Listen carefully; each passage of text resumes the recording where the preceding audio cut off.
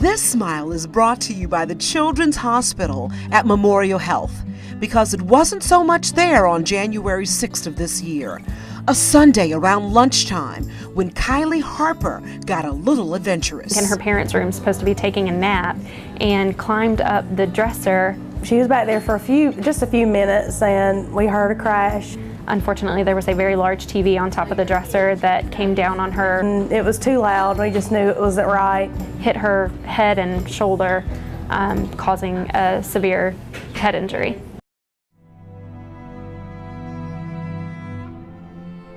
Ray and Charlie rushed Kylee to Irwin County Hospital near their home in Ocilla, Georgia, where Dr. Casey Connor knew Kylee would need a higher level of care. He had done his residency here at Memorial. He remembered that, just the brain trauma and the PICU was just great here. LifeStar flew Kylee to the Children's Hospital at Memorial to the care of Dr. Tom McKee and ICU nurse Katie Blanton. Trauma surgeons are staffed in the hospital 24/7, 365 days a year, and they see all comers from this region of the state.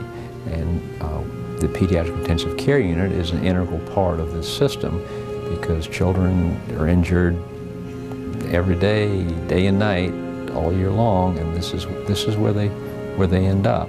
Really thought that she may not make it through the night. She had a severe head injury from right off the bat. She was giving us signs that may be too severe to make it through. I was just on my knees on the floor in the hospital. Kylee's condition was critical. She had a severe closed head injury, fractures, bruising of the brain, and severe dehydration. But to Ray, it was what wasn't said that spoke the loudest.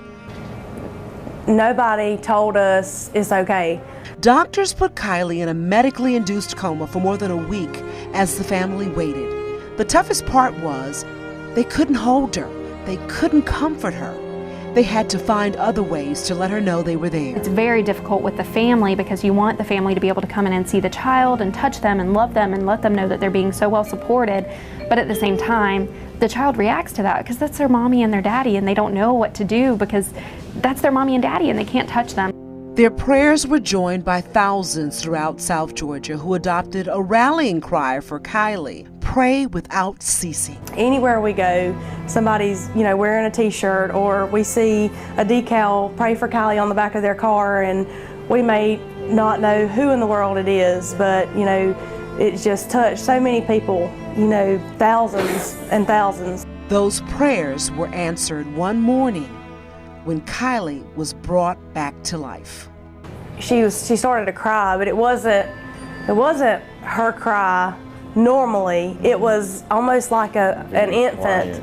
It sounded like the first time I ever heard her cry. I think it was even better than the first time I heard her cry. It broke my heart. I think we were all crying that Mom finally got to hear her cry. And Katie said, "Are you okay?" And I said, "I'm okay. We just heard her cry. I heard her voice." Kylie's voice, that little cry, was a bellwether of a mind on the mend. Gradually, as things improved, the pressure inside her head came down, and she showed improvement clinically. We were able to back off of some of her medications, and by about 2.5 weeks after her injury, she had improved to the point she came off the breathing machine and was able to be transferred to inpatient rehabilitation at Children's Hospital of Atlanta. Kylee, come here. Come here for a second. Here's our miracle baby. Children's Healthcare of Atlanta was able to complete Kylee's rehabilitation, which, don't forget, happened just at the beginning of this year. And now the Harpers are overwhelmed by the blessings of their life, which came in the form of prayers and Facebook posts and the medical facilities at the Children's Hospital at Memorial that are provided because of your donations to the Children's Miracle Network. We have a staff of specially trained nurses and respiratory therapists who are well equipped to take care of these children and their families. There's a Ronald McDonald House, on campus to assist the families for the children that need to stay for extended periods of time. And it serves a large geographic area. It's the only trauma center of this nature in this part of the state. So many things that they provide for us with child life specialties and physical therapy. They're able to use the equipment that Children's Miracle Network provides for the children when they're trying to get better and get into rehab. And I remember Kylee specifically had to use a lot of those tools while we were waiting to transfer her up to rehabilitation.